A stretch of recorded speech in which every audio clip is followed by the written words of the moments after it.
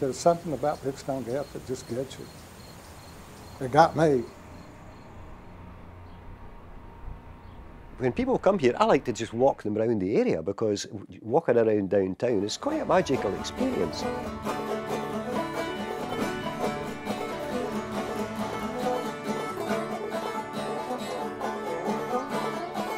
Big Stone Gap developed as sort of the home for the mine owners, the superintendents, the people who are running the mines.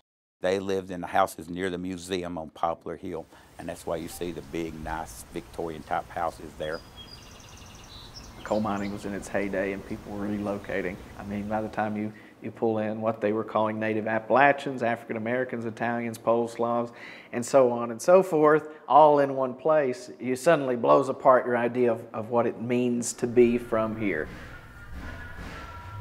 And you look at what comes out of history and what comes out of place and what comes out of the mountains themselves, and you find that you've got a culture that you really need to dig very deep to understand.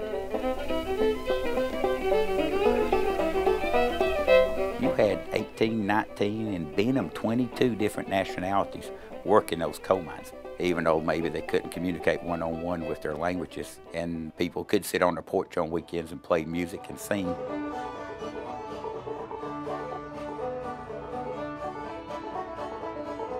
What's great about this area is that the music that's played around here, which I would describe as old-time mountain music verging into bluegrass, is just a living tradition in the area. The people who perform it don't see it as anything other than just their music.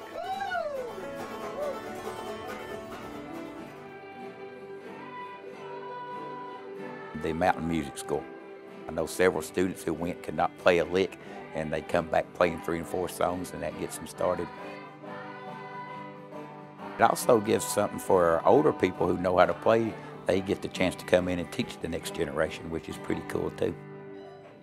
Good job. Maggart Studios here, which is a world-renowned recording studio, started by Charlie Maggart years ago and continued now by his son Alan. We'd have groups come from all over the country, and they would just love to come here. The people were friendly, and the town was neat, you know, and they come and visit and made it a yearly thing, you know, a lot of groups do.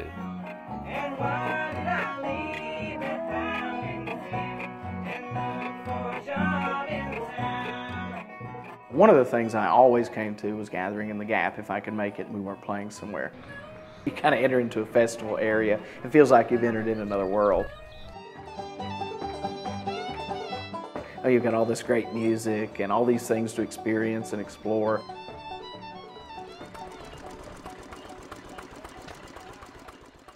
The Mountain Empire Community College, you have home craft days. They get a chance to come out and see these crafts. All that's part of our heritage around here.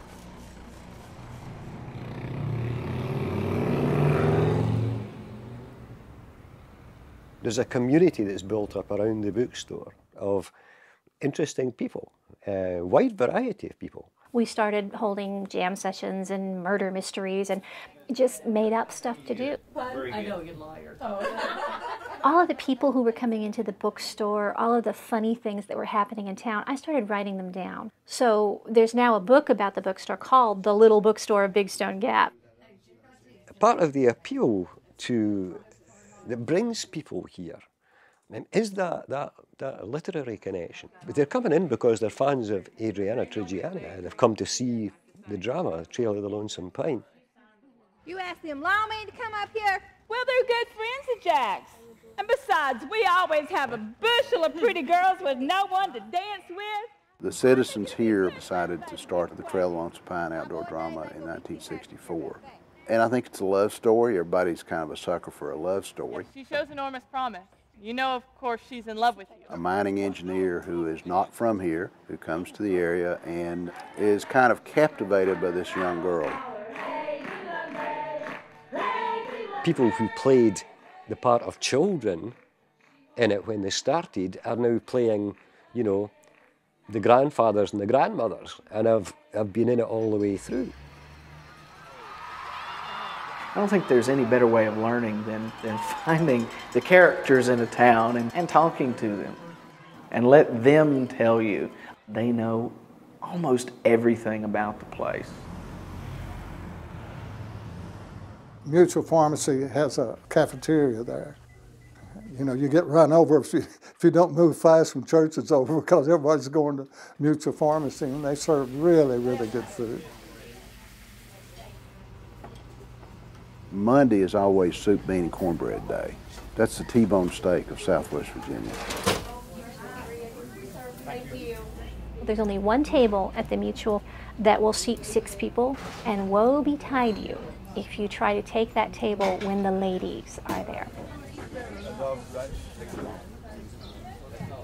Big Stone Gap is the most comfortable town that I've ever seen. The air's clean, people are nice, and you feel good. We wanted a quieter, gentler, more sane, honest life in a community. We fell in love.